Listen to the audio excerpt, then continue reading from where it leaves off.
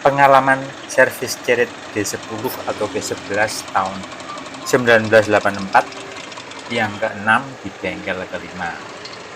Jadi ini adalah bengkel kelima yang menangani mobil saya. Cerit G10 tahun 1984. Kenalnya secara kebetulan. Pas kami jalan-jalan mencoba mobil ini agak jauh sesudah servis kelima di bengkel keempat, kami mampir di pasar Kebon Agung, Minggir, Sleman. Tujuannya adalah menjenguk orang tua di Kulon Progo. Sebelumnya kami sudah mencoba mobil ini beberapa kali dalam jarak yang dekat. Tidak ada masalah, mobil tidak enak untuk digunakan. Kami memarkir di pinggir jalan, mesin saya matikan, menunggu istri membeli oleh-oleh.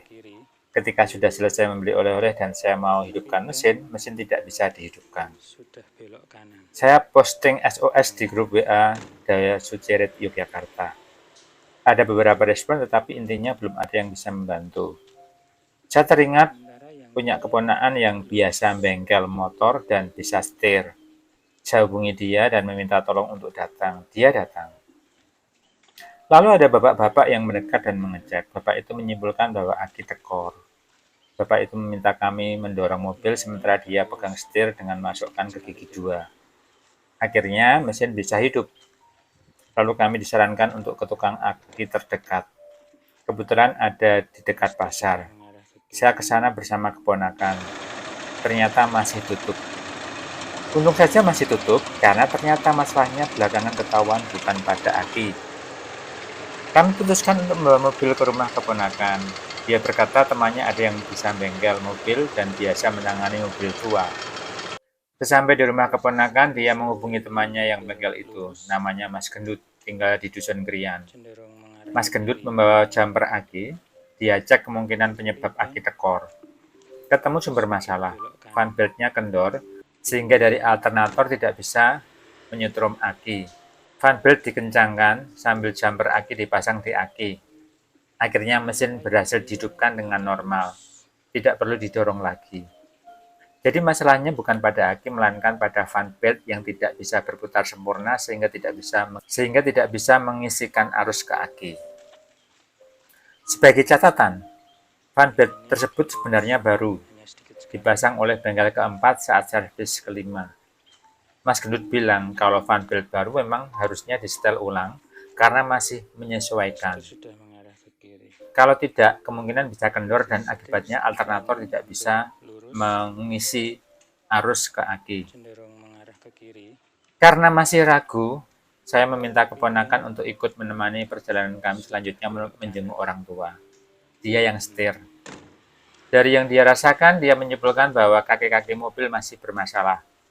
Saya membenarkan apa yang dia rasakan karena sebelumnya kaki-kaki Cerit saya itu memang sengaja dirusak oleh bengkel ketiga. Karena sehabis servis di bengkel ketiga, semuanya jadi tidak beres. Di bengkel keempat hanya mengganti karet dan paslin. Jadi sebenarnya kaki-kaki memang masih bermasalah. Kebetulan juga selama perjalanan itu beberapa lampu mati, lampu rem, lampu sein. Akhirnya saya memutuskan untuk membengkelkan Cerit saya ke Mas Gendut dan meminta keponakan saya untuk ikut mengontrol. Saya minta untuk dicek dan dibenahi sampai mobil aman untuk digunakan, baik kaki-kaki, kelistrikan, maupun mesin. Karena Mas Gendut sedang ada beberapa mobil yang harus ditangani, maka Cerit kami masuk antrean. Harus menunggu beberapa hari baru bisa cek mobil kami.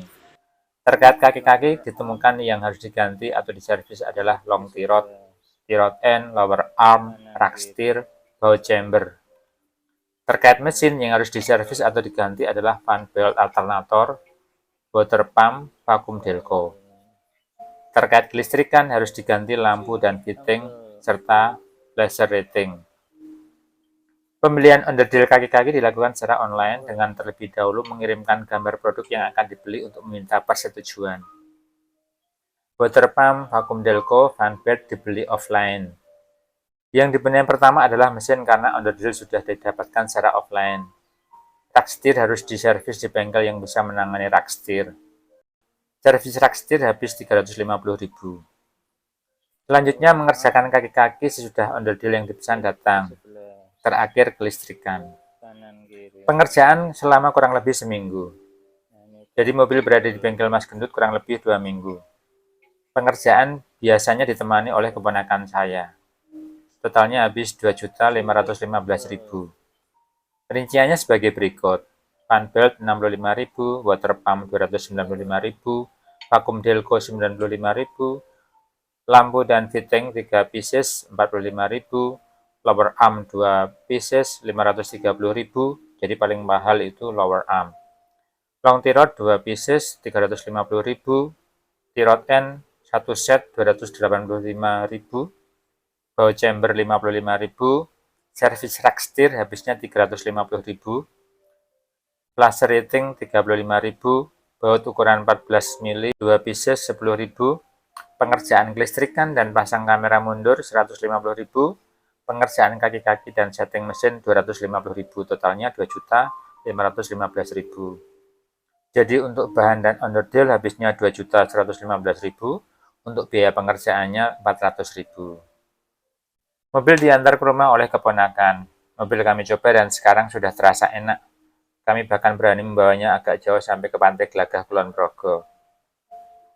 Tapi kadang mesin tidak bisa mati ketika mobil dimatikan. Mesin masih hidup bahkan ketika kunci mobil sudah dicabut. Jadi untuk mematikan mesin, kami harus masukkan ke gigi satu, lalu kopling dilepas. Otomatis mesin jadi mati. Untuk masalah ini belakangan kami tahu penyebabnya.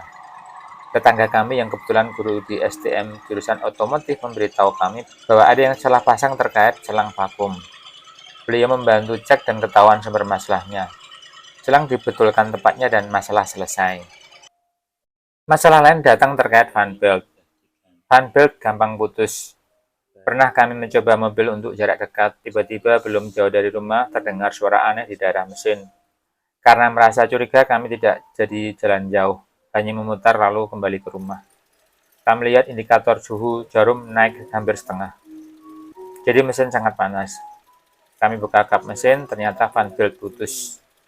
Untuk masalah ini ternyata penyebabnya pule alternator. Nah ini juga sekali lagi membuktikan kenakalan bengkel ketiga. Kayaknya entah hanya pulainya saja atau seluruh alternator diganti. Dengan kondisi pulai sudah kasar sehingga gampang sekali mengikis fan belt. Padahal sebelum ke bengkel ketiga, kami sudah memakai mobil ini kurang lebih 9 bulan dan tidak pernah ada masalah dengan fan belt. Tetapi sudah dari bengkel ketiga, kami harus ganti fan belt 3 kali. Sudah diganti pulainya, mobil aman digunakan. Mengenai penggantian pulai ini akan ada video khusus ya. Kesimpulan, bengkel Mas Gendut sebenarnya pengerjaannya baik, hanya mungkin masih kurang pengalaman terkait dengan mesin mobil tua khususnya Cherit tahun 1984 sehingga salah pasang selang. Hanya itu saja, lainnya kami rasa cukup oke dan recommended. Demikian salam kami bagi para pencinta mobil tua.